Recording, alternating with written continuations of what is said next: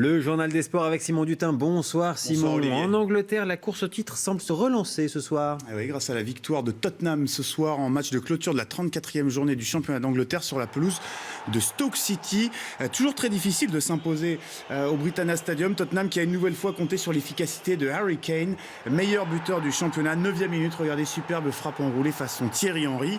1-0 à la pause pour Tottenham. En seconde période, Dele Alli, la révélation du championnat outre-Manche, bien lancé par Eriksen, double la marque. 71e minute, vous allez voir le deuxième but de Harry Kane, le 24e de la saison, plus que jamais en tête du classement des championnats. Harry qui brille chez les Potters, quoi de plus naturel. Olivier, ça fera finalement 4-0, doublé également pour Dele Alli. Précieuse victoire des Spurs, on va le voir au classement.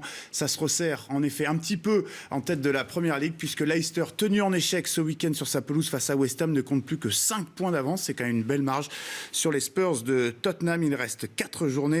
Dimanche, Leicester recevra Swansea pendant que Tottenham accueillera West Bromwich. C'est à suivre évidemment cette fin de saison passionnante sur Canal+ et Canal+ Sport. Évidemment, en France, Dijon aurait-il un pied en Ligue 1? Un pied et demi même, Olivier, parce que Dijon a repris les commandes du championnat. Là aussi, match de clôture de la 34e journée. Victoire à domicile 3-0 face au promu Paris FC qui risque lui malheureusement de redescendre en national. Tout s'est passé en seconde période.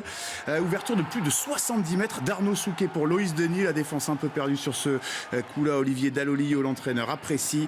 3 minutes plus tard, c'est Lismelou qui porte la marque à 2-0. Et en fin de match, doublé pour Diony. Succès 3-0 pour Dijon. À nouveau leader et donc quasiment assuré de retrouver la Ligue 1 4 ans après y avoir goûté pour la première fois. Eh ben, ça leur fera du bien. Les jeunes Parisiens ont failli remporter la Coupe d'Europe. Ouais, et du coup narguer un petit peu leurs aînés en rapportant le trophée dans la capitale. C'est pas passé loin pour les jeunes joueurs parisiens. C'est la Ligue des Champions des moins de 19 ans. Ça se passe à Nyon, la ville suisse qui accueille également le siège de l'UEFA, organisatrice de la compétition. Paris mené au score à la 10e minute par Chelsea. Fiacchio Tomori, prometteur défenseur des Blues, qui ouvre la marque. Exploit de Meite en seconde période, 58e minute. Ça fait un partout. Regardez cette belle frappe enroulée, mais 4 minutes plus tard, Casey Palmer, milieu de terrain des Blues, s'en va inscrire le but de la victoire 2-1. Score final pour Chelsea. Les jeunes londoniens qui ont en quelque sorte vengé leurs aînés de Chelsea, éliminés en 8e de finale de Champions League par le Paris Saint-Germain. Les jeunes de Chelsea qui conservent ce titre. Malgré tout, belle prestation des jeunes joueurs parisiens. C'est ce que voulait retenir leur entraîneur après la rencontre. Bon, ça ne s'est pas joué à grand-chose. Il faut reconnaître aussi que cette équipe de Chelsea est une très belle équipe. Nous avons failli dans le domaine offensif, c'est dommage parce que je pense qu'on avait les opportunités au moins de revenir. Ce que je peux regretter, c'est qu'on n'ait pas concrétisé toutes nos actions offensives parce que je pense qu'on avait la place d'aller chercher cette victoire. Et ils n'étaient pas loin, effectivement. Les aînés, ils font quoi demain ?